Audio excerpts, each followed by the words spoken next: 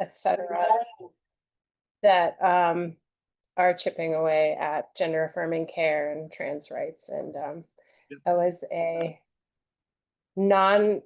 a non-religion / all religion service, and Audrey and Monish were also part of planning it. There were some amens.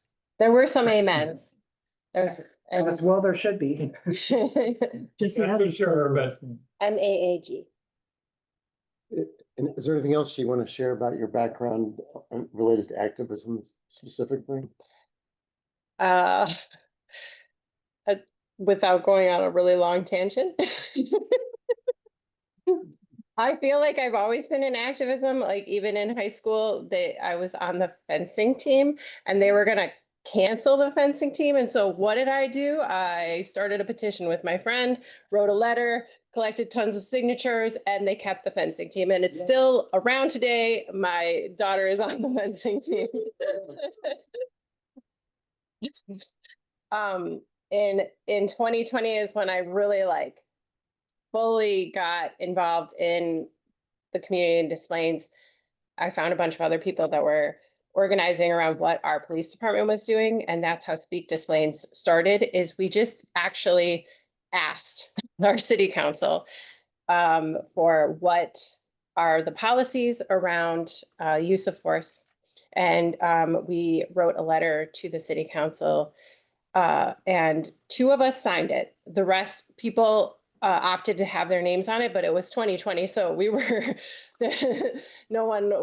we weren't together. We were organizing online, and we were like, we have to have a couple signatures on here. So 2 of us signed it. And then the 2 of us that signed it were invited to be in a Zoom meeting with the leaders, with the mayor, city manager, etc.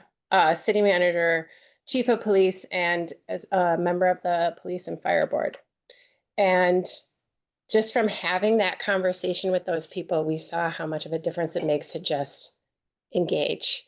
And so since then, Speak has done a ton of things. And who they hired next when that police chief retired is one of the most progressive police chiefs I've ever met. And so we saw that this dialogue and putting this kind of pressure makes a huge difference. And we host a Pride event every year. We were co-sponsors of this event that we hosted today. And we've done lots of other things. Interviewed the city council. So we engaged a lot with the high school, and that's how Hannah and Monish have come to do a lot with us, because our Pride event was hosted at the high school. We also organized with high school students to interview the candidates for the city council elections. And we hosted those on our website, and they hosted them on the school newspaper site. So yeah, lots and lots of things. There's a brief overview of some of my activism. wasn't there some kind of an award that you got? Oh, goodness. So this year, the school district nominated me for the ISB's Illinois State Board of Education, Those Who Excel Award. And so I was recognized in May. I went down to Bloomington for this huge ceremony, and there were like 500 people that were recognized, but like it was teachers and administrators and all different levels. And I got like the Award of Excellence. So it was one of the top tier levels of awards. And there were only a total of 12 community volunteers who actually were receiving that award. It was mostly people that worked in schools. I do have a background in education, but this was not from that. It was from my community organizing. So, congratulations. So, Jessie, thank you for being here. We're lucky to have you. You're an inspiration. You're an example to us. And you also show us that we don't have to be silent. And we can make a difference, no matter what's going on externally. And I would add that you've also co-sponsored or supported 2 trans youth panels at different churches. Audrey's church, Audrey's sitting here today, and Dorothy's church. Dorothy is traveling and not with us today. And I think that's helped some of us, like me, learn from trans youth what some of the challenges are people younger than us have, that are different than what we're facing as older trans adults. So thank you for that. So I thought that background was helpful. So let's start with, we are on screen. That's good. Okay. So activism. All right, so I just kind of told you some of the ways that I've been an activist, but we're gonna constantly be balancing what is activism and what is self-care. And so activism can look like a lot of different things. And everyone has different strengths in terms of how they can be an activist and what ways they can show up.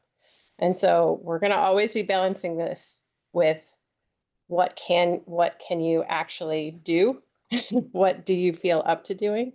And so the most successful activism is going to play upon your strengths and play upon your strengths and your interests and where your drive is. Can we go to the next one? You can drive if you want to. Okay, and so activism is intersectional. This lovely quote from Bell Hooks: feminism politics aims to end domination, to free us to be who we are, to live lives where we love justice and where we live in peace. Feminism is for everybody. And so when we're talking about activism and feminism, we're talking about all of these intersectional overlapping identities and how oppression is connected. So what does that mean? That means that people have different races, people have different abilities, people have different genders, and yes, gender and race are social constructs, and sexualities and cultures, and all of those overlapping identities really put us at different places in the chopping block, really, in terms of like what rights we actually end up with. And so we always, the best activism is always looking towards not just what we need, but how are we meeting the needs of everyone? How are we making sure that we're paying attention to people of different abilities, of different races, and that sort of thing? So those are just some ideas to keep in mind. And I have to call out Hannah right now. So in our Pride planning, the first year we planned Pride, and it was at the local high school. When we were talking about what we would need in this kind of celebration, we had a number of people just kind of talk about, well, we're talking about like a large gathering, but not everyone feels comfortable in a large gathering. So we should have a space. We should have a space that's for calming down as well. And so we've always had a calming space. And I really always shout out Hannah for this, because we met with the Juniper Center that year and kind of talked through, so they're a therapy center, and we kind of talked through what that could look like. And so every year our Pride event has also had a calming space so that we have a place to recenter. And so activism can come in many forms. So we're going to be thinking about, how are you already an activist? And we're also going to give ourselves grace. Thinking of Maya Angelou, do the best you can until you know better. Then when you know better, do better. Rather than looking back at things that we did in the past and how maybe we fell short, we're going to look forward at how we can be better next time. Because we can always criticize ourselves, and believe me, I'm very good at that. So how are you already an activist? Do you educate yourself? Do you try to read or hear from a lot of different voices, not just voices that are like your own? Get information from lots of different storytellers, perspectives. Do you gather with people to discuss? Yes, you do, at least once a month here. And it sounds like even more than once a month. So are you discussing with other people? Are you sharing your own narrative? And I really, that's kind of twofold for so many people in this room that are trans. Sharing your narrative is powerful. Again, taking care of yourself and making sure you're sharing it and watching out for yourself and not overdoing it. But sharing your narrative is powerful where and when you can. Public displays is protest or other such, you know, how are you sharing your narrative in a more public way? Not everyone is a protester, and that is okay too. I know I've run into and marching in the Pride Parade, exactly. Yes, I was just gonna say I ran into Alina at one of the protests too. But again, this list is like just for you to think of things that you already do or that maybe you want to do, and it's not to check off everything on the list. Do you engage in politics? Do you research who you're voting for? Do you tell other people, remind other people to vote, help them navigate where and how and when to vote and who maybe they could be voting for? I know I share judge lists with people widely. Always, I like judges, like information about the judges, and I do the research, and people come to me all the time during elections of like, who did you vote for? And so just so then kind of, let's see, engaging in politics, researching, which is what I just said, right? Researching judges, even just researching different laws, different backgrounds. Again, a lot of these kind of overlap. And so then informing others of maybe what different laws mean, informing others about how to vote. Speaking of informing others, you mentioned the Supreme Court decision. Mhm. What was this one? So this one came down in June, and it was specifically ruling against gender affirming care for kids. Am I getting this right? Yes, in Tennessee. And in Tennessee. Okay. Okay, Well, sort of. But yeah, Yeah, please elaborate. They never took up the issue on the merits itself. They never ruled on the equal protection part of it. That just because puberty blockers are approved for precocious puberty. So that's still allowed. But if you're transgender, so they never ruled on that case. I see. What Yeah. they just said was that in this particular instance, it wasn't going to be allowed. And they didn't say for transgender students, but just for this particular medical procedure. So the Supreme Court and many recent rulings have gone out of their way, in my opinion, to come up with a conclusion and then tailor their ruling to fit the conclusion. Mhm. In many different rulings, not just trans. Right. Yeah. Also, it's interesting they did it in June. Mm-hmm. That was a schematic decision. Right. Yeah. Yes. Yeah. They're set to take up sports, I believe, soon. Mm-hmm. Yes. They'll do the same thing. Yep. Trust this course, don't trust them, whatever. Right. Do you have something else? Oh, it's just such a stupid thing to even bring up because there's 12 collegiate trans I know. athletes. Yeah. There's less than 100 high school athletes. It's such it pisses me Yeah. off. How many have won an Olympic medal? None. One. Oh. Bruce Jenner before he became Kurt. and California came up with a great policy, which is that they create an extra medal so that nobody gets excluded. Of course, this is individual versus team sports. So if you create an extra medal, then nobody loses. Anyway, the point being that there is precious little conversation about finding solutions, and there's more conversation about prolonging prejudice and discrimination. So keep going. All right, so to keep going.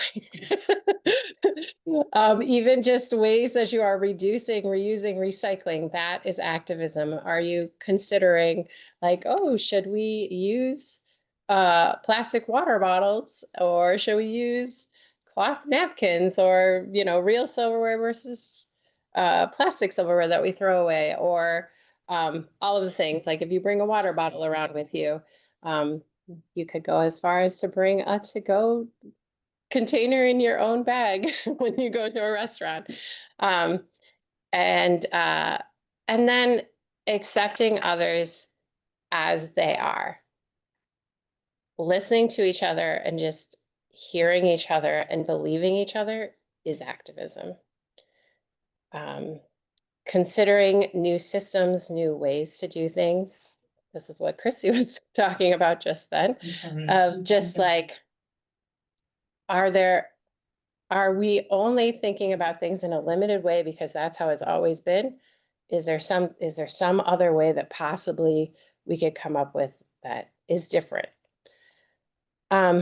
Where you spend your money. We were having some of these conversations before the meeting started, you know, talking about different places that we maybe are going to avoid, Target and Starbucks and Amazon and Home Depot, someone mentioned, and Hobby Lobby, Chick-fil-A. It's hard to avoid Amazon. Yep, and Rely on that for shoes. yes, right. You can reduce the amount you order from Amazon. Exactly. And so, you know, we can talk about the balance of that as we keep looking at that idea of how are we meeting our own needs. So we're going to break into some small groups. And for the folks on Zoom, we're going to mute and take the microphone off the conference room after we go through the instructions. So those on Zoom hopefully can talk with one another as a breakout group. And here we're going to have 3 groups of 5. And so we mix up Hannah and Manish and Jessie. I'm going to ask Hannah to please switch with, could I get Nikki, do you mind switching seats with Hannah? And that way we'll kind of mix up our guests with 3 groups of 5. And I think what we'll do. There are 17 people in the room. Oh, yeah. Well, we'll have one more. I'm going to facilitate. So I will not be one of the group. And that's right. We have one more since Lynn's here. So we'll have a group of 6. It's fine. And so we're going to have from let's see, 1, 2, 3, 4. No, you don't want to go this way. No, I don't. No, I don't. 1, 2, 3, Go 4, ahead. 5, 6. That's group 1. So 2, 3, 4, 5. Yep. And then 1, 2, 3, 4, 5. Yeah. Okay. So we're gonna break into 3 groups, and we'd like each group to have an open conversation where everybody gets a chance to talk and everybody listens. Excuse me, Heather. I think we need to switch Hannah and. No, Heather's with Hannah to here. Like that. And who's our group? Wait. Heather, can I get your attention, 1, please? 2, 3, 4, 5. So everybody know who the groups are. So, but you said you weren't part of So I'm gonna facilitate. Yes. So Wait. go ahead. 1, 2, there's 3, only 4, 5. 4. I lied. You're this way. Okay. Does that make sense? Come to our side. Oh, so is Okay. Renee part of our group? Yeah, Renee is part of our group. And then if you'd like, maybe pull your chairs together in different parts of the room so you can kind of meet around with each other. I'm with that. You're with this group. You're on. Oh, and we'd like the groups to take 10 or 15 minutes if we need more time. And we'd like you to answer the following 2 things. Thinking about the challenges facing trans and gender expansive community. Share with your group what challenges you are personally facing, 1. That way we can learn from each other and listen. And 2, what are we doing or you doing today that under Jessie's list, or anything else you can think of it, would be activism. So what are the challenges you're facing? Let's share our own experiences, 1, and 2, what are we doing that's activism? Does that make sense to everybody? Okay, and then folks on Zoom, we're going to set it up so you can talk to one another, whoever's willing to participate, okay? Yes, and I'm also gonna pause the recording. I'll pause the recording. So, That's both of us. yeah, so, we just need to unmute your. Why don't you? No, we're not gonna, we're not gonna start with you, but why don't you use the chat feature to chat with each other and decide who's gonna be your group spokesperson? You've got three choices. And Actually, two choices. and Nancy and But it- and Jennifer. Where I don't did think Nancy Nancy go? Well, she doesn't want to be recorded. I'm here. Yeah, Okay. I'm recording Yeah, right now. listening. Okay, so anyway, you guys decide.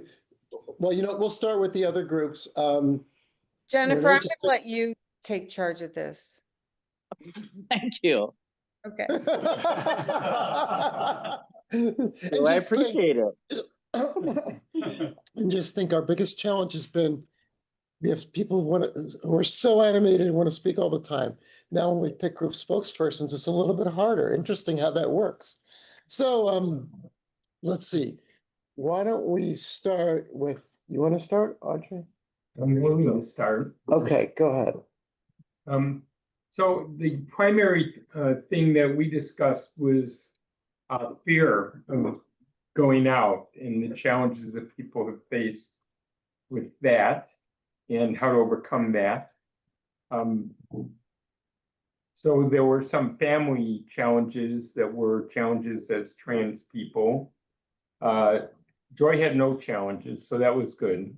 Well, I was kind of cut off. We weren't able to get to my Okay. family. that's fine. I had a couple of family that Knowing you miss so didn't far, react fear very of coming well. out is one of the challenges. This So group talked that's all about. I got to say. Okay. And that's all Joy has to say. And so that was pretty much, summarizes it. Was there anything I missed?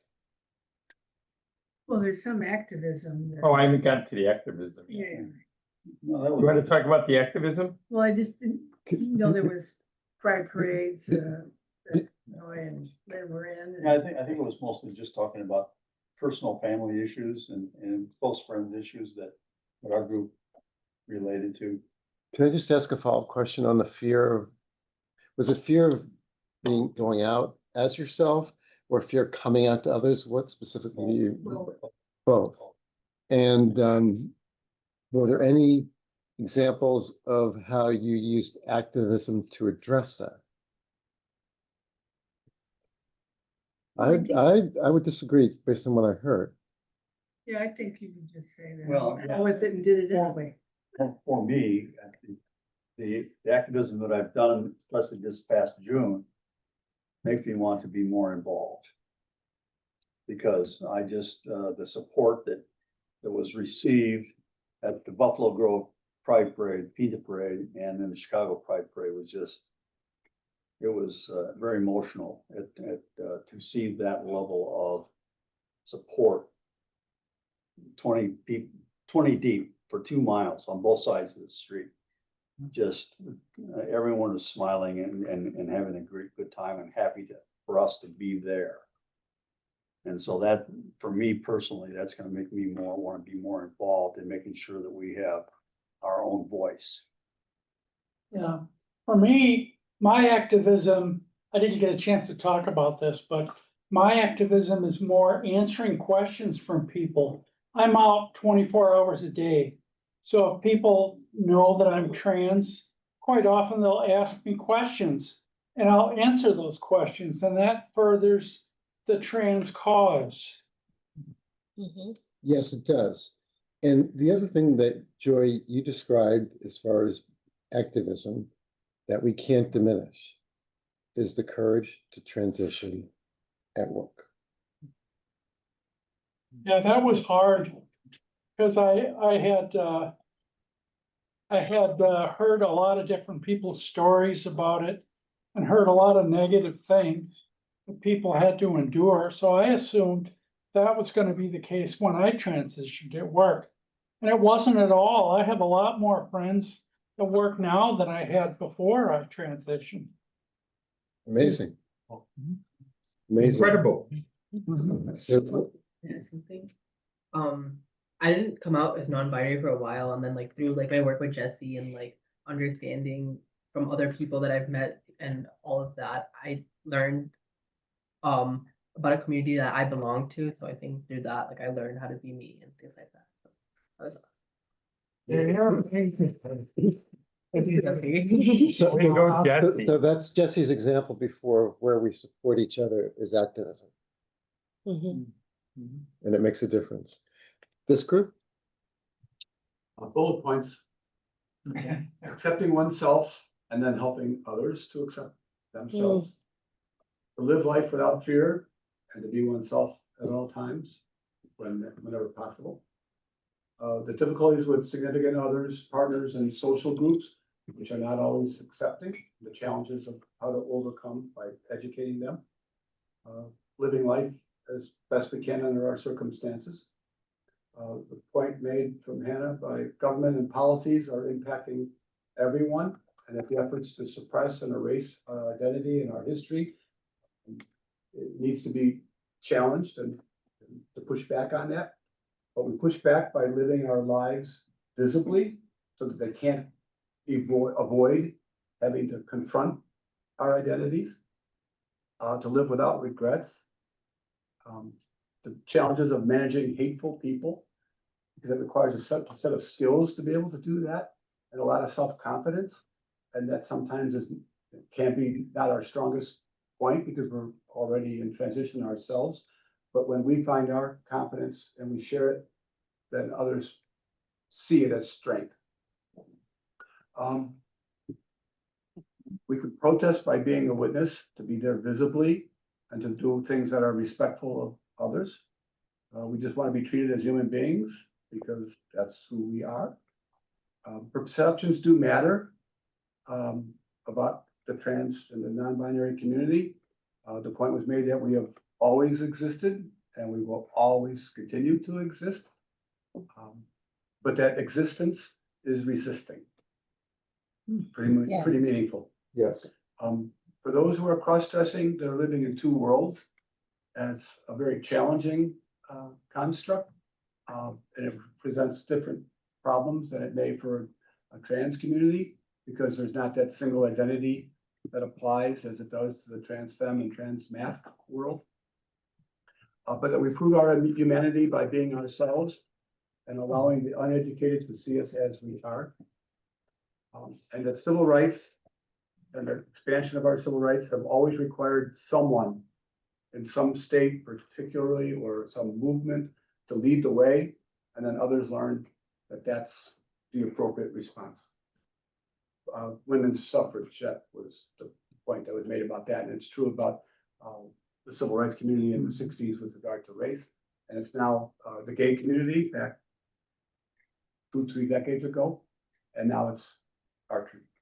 What did you talk about with regard to the challenges that each of you are facing or the group might be facing commonly?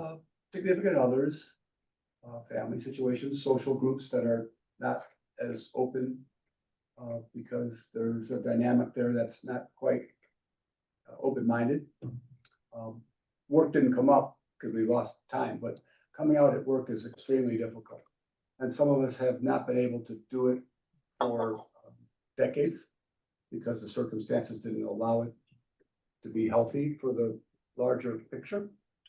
And then when you find out that you can do it, it's usually, as Joy pointed out, much more affirming than you might have thought it was. But there are some external constraints sometimes on coming out at work. The reality of workplace discrimination is it's invidious. It's oftentimes difficult to prove.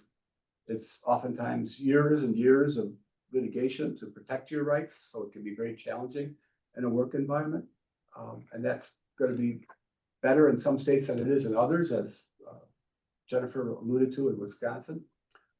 We crossed the border from Illinois into Indiana or Kentucky, and we have same person has significantly fewer rights because we are successful in Illinois in having been active through our political structure because we've elected politicians who have a majority of the Illinois Senate and House and the governor's office. And because of that, we have laws that protect the non-binary community. And it's because somebody was active before us and doing that. There are large organizations like the Quality Illinois, HRC, And Center on Halsted. yeah, And now Trans Up Front, Illinois. Trans Up Front. One other thing. As far as family relationships go. And I'm pretty sure this is true for all of us, those who've known us the longest. May be the ones who are most resistant at first to change, only because they've known us as something other than who we truly are. Yeah, in my family, a couple of members of my family kind of felt that my male personality, whose name was John, passed away. So they actually mourned John. So Referred to as a dead name, so. giving them time is important. But not being afraid to be ourselves while they're coming around is a way of being active. Go ahead, Daniel. Even with those who have trouble accepting us, I've come to the realization, and it's true for everyone, is that no one has a veto over my identity. Right. It's that simple, And that's activism. and that's active. Let's get to this group now. Renee's the speaker. It's me. I was gonna say exactly the same thing, Daniel. So what she said. Wait. Why don't you restate it in your own words? By joy. Well, I'll just maybe say something different at this point. One of the things we talked about, and this is what my observation is, everybody's different in terms of what they do or what they can do in regards to activism due to their situation or place. There's no like rule, we all have to do the same thing because we're all doing different things, right? And one of the things we talked about, in terms of facing the problems we're facing as a community are pretty obvious, right? There's a current emboldenment of anti-trans forces because of the election, whereas before they were suppressed. So that's obvious. We did talk about maybe that's a double-edged sword, that in a certain way, the oppression that's being put on us is bringing out defense of our position, right? And it's causing us to be more active. So it's kind of like any publicity is good publicity. There's no such thing as bad publicity, which in my particular case was significant because I never knew there was such a thing as being transgender until it got into the news. And the first comment I ever heard someone about it was my sister saying, "Oh, that's ridiculous," when Bruce Jenner was in the news. And that's when I said, that's me. So maybe, that's the response is people are doing more. In terms of, well, I guess that's it, right? Yeah, those are the 2 points we had, so. And anything else about the challenges you're facing? I don't know, did we discuss challenges that we faced? I mean, we did. Not a lot. No. Okay, some more about activism. Okay. Yeah. Jennifer, how about the folks online? Okay, well, first of all, I just wanted to say that Anne is just totally like distraught over the situation. No, I'm kidding. Hold on. What situation, Jennifer? I'm teasing. Okay. We did talk about family. We talked about the challenges dealing with family. I have issues with a sister. I've had issues with cousins. I've had an issue with my wife. We've been married 49 years and we're still together, and to Anne's credit and Chrissy's credit, you guys are still together. And but that comes with challenges to deal with the changes and going out in public and interacting with the public together. Those things, those are challenges to try to deal with those things. And so they can be problematic in some cases, maybe it goes over a little bit smoother. I talked about how my transition at work 9, 10 years ago, was very smooth for me. And how my coworkers accepted me without any question. I related the story about how when I first started using the ladies' washroom, coworkers would approach me in the bathroom and say, Jennifer, how are we going to handle this situation? And we would have an impromptu meeting in the bathroom talking about business. You know, so my coworkers, female coworkers, were totally comfortable with me in the bathroom, you know, and so family, and then Anne talked about her website, how she, you know, how she supports the community with her art and her website, and I support, and my activism is related to protesting, going to protests, and fighting the MAGA morons on in social media. I don't let anyone interact with me on social media who's a MAGA moron without arguing with them. I argue with them all. I don't back away.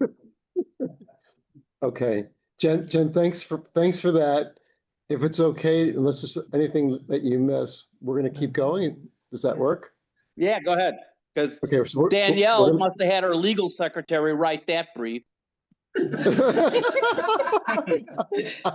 All right, I feel two roles, of secretary and.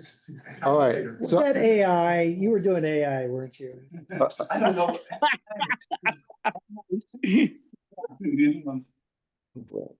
Okay. We'll just go ahead. Um, So if everybody can see the presentation. Yes. So, as I was saying before, whenever we talk about activism, we need to talk about our own needs, because we can't, it's just like in the airplane, right? You can't help, you need to put your own air mask on first before you put it on somebody else. And I just love this quote from George M. Johnson, who wrote All Boys Are Blue. All boys. What is that book? No, I'm forgetting it. All Boys Aren't Blue? All by, let me look it up. Okay. It's a good book. I'm messing up the title. The quote is, navigating in a space that questions your humanity isn't really living at all. It's existing. We all deserve more than just the ability to exist. The book is All Boys Aren't Blue.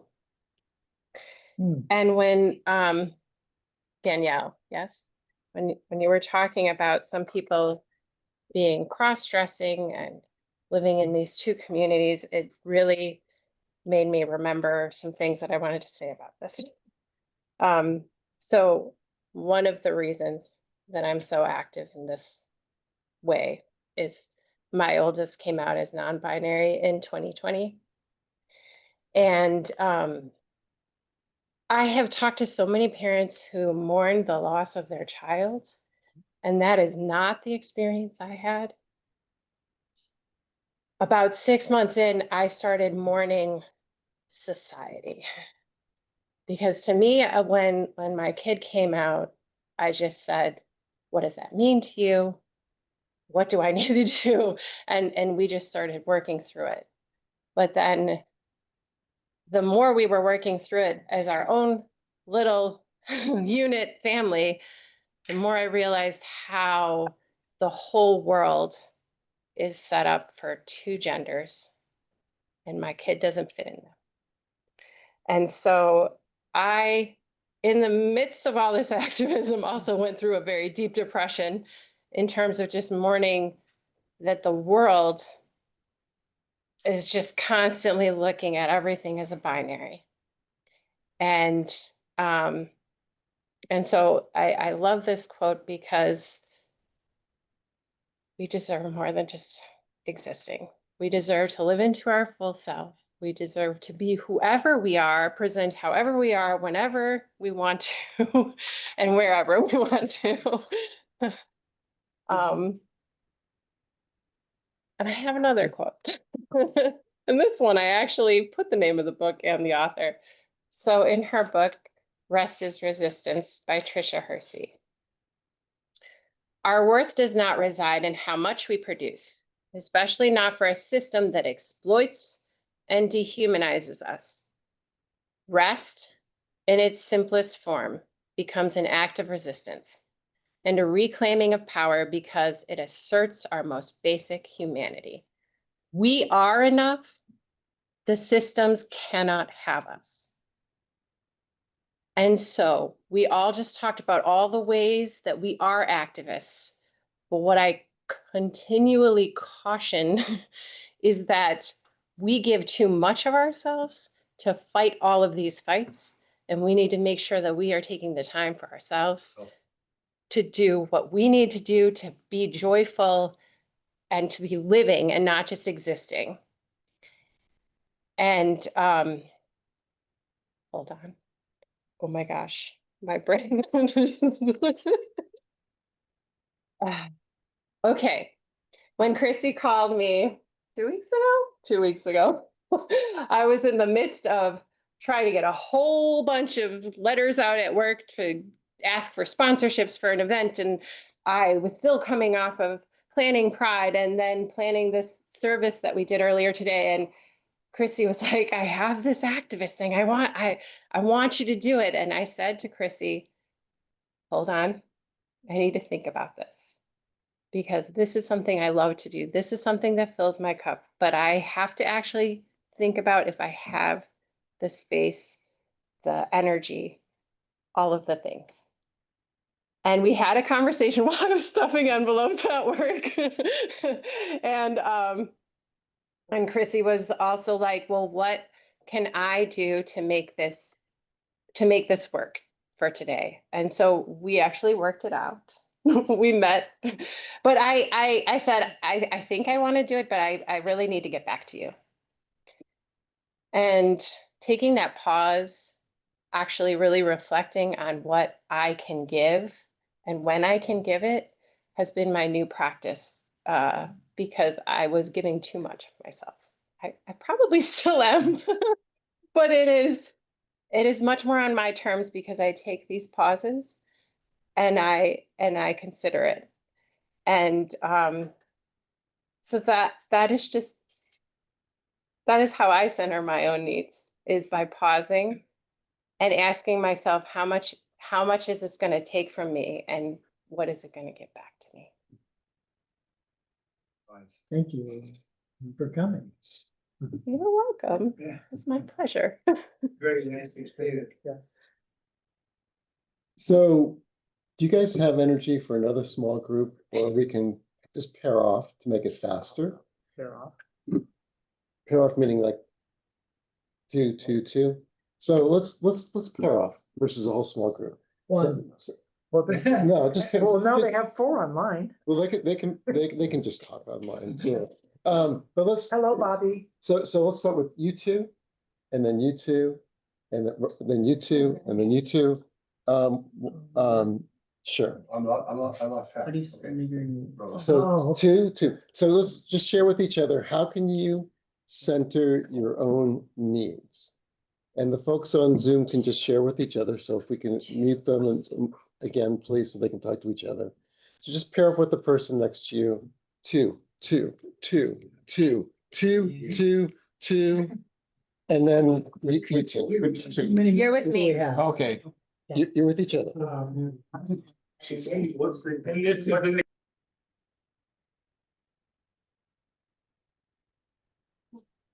You moved.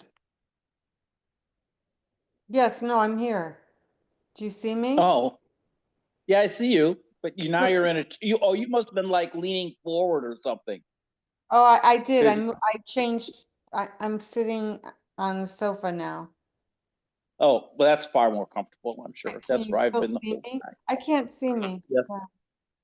Yeah. I can see you.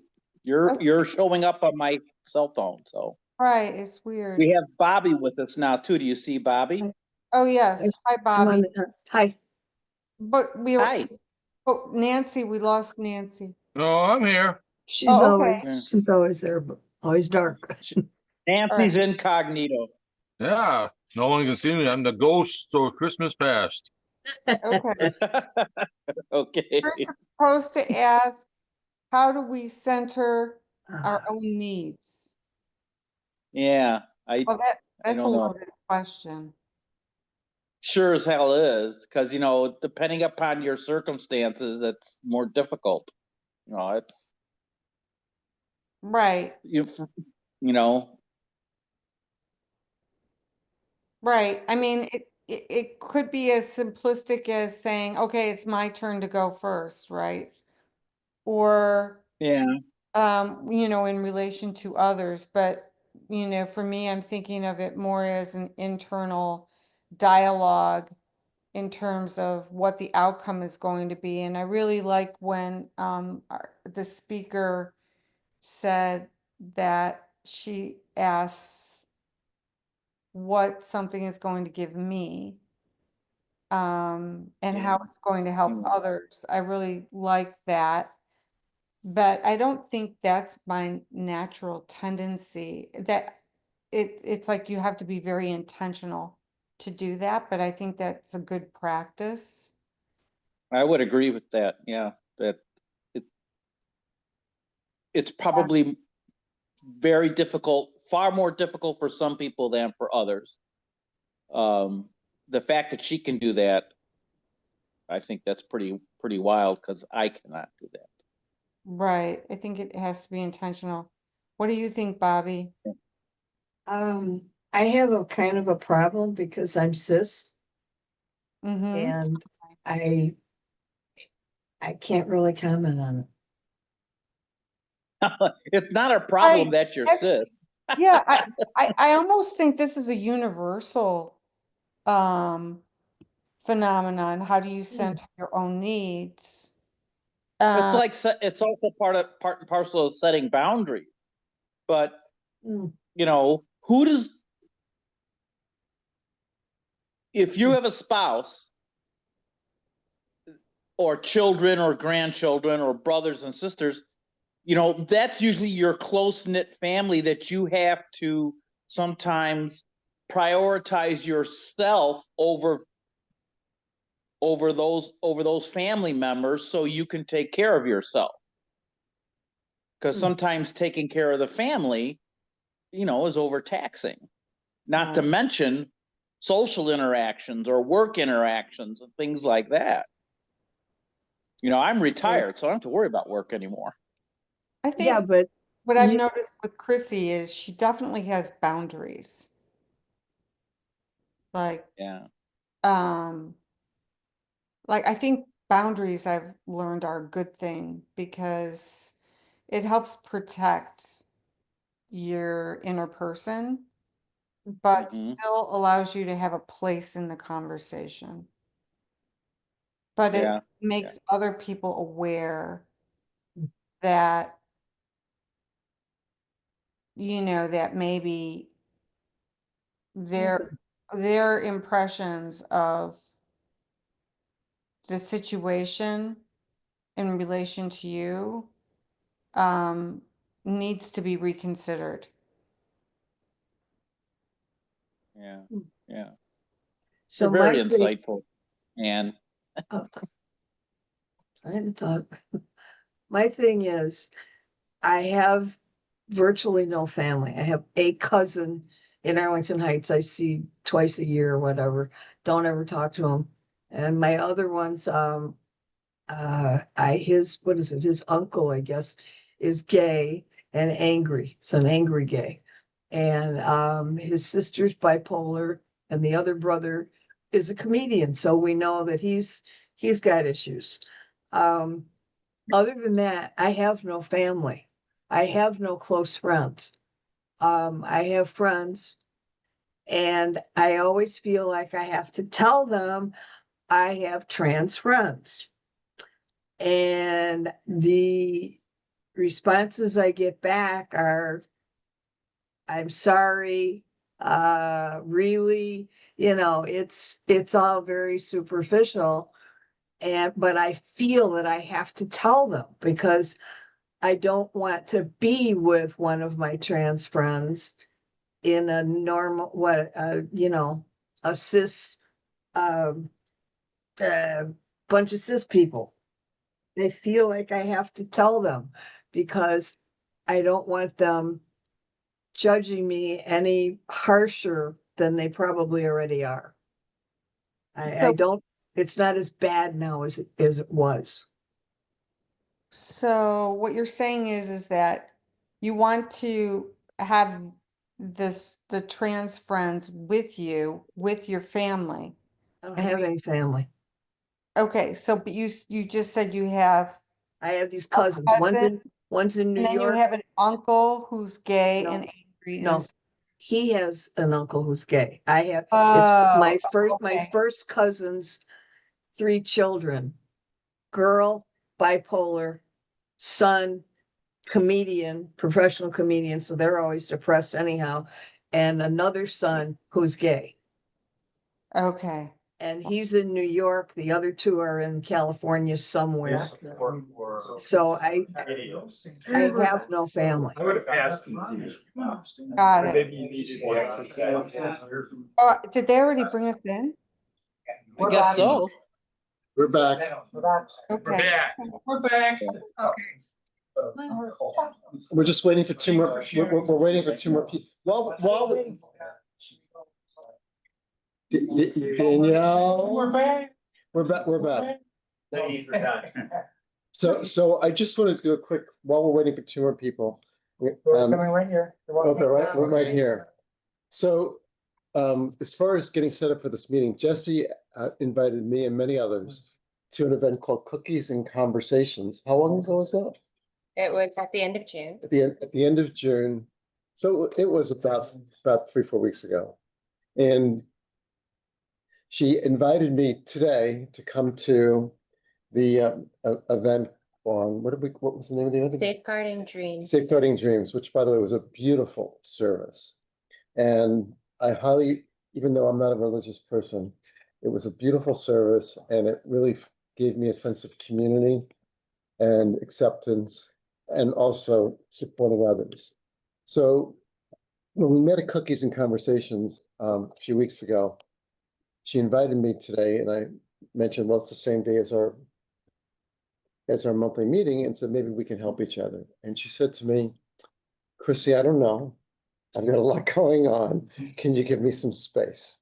So I waited and tried to get something else for this month, which ends up being Olivia and Rory, which will now be next month. And when I called Olivia, she said, oh, I'd love to do it, but I can't come in July. So that's when I circled back with Jessie and she wasn't sure, but we kind of worked through it together. And I tried to help by doing the presentation. And this is where sometimes support and helping each other gives us more energy and more space when we practice teamwork and we practice sharing the workload. And I think that's part of what I think CTGA is all about. And so thank you. Yeah, it's twofold, right? It's also just being able to say, I don't know if I can or I can't. And being honest with people. And the next slide is the circles of influence. Who can you call upon to affect change? And through this activism journey I have been on in this past year, these circles of influence that I have been building have really come into a beautiful new light. Last year, after the Pride event that we planned, I said that I didn't know if I could keep doing what I'd been doing. And we were, as I mentioned, we were hosting it at the high school, and the high school, through a long story, did not host this event this year. And I could see that was coming. And I mentioned to these churches that we've been kind of collaborating with. They've been coming to our event, and the pastors at a couple of different churches said, we will make this happen. And then not only did they offer their space, but then they brought in their volunteers. And and that has been this amazing process of people taking up the work and actually shouldering it. And it was still a lot for me this year because I was training people to do all of the different things that I've done in the past.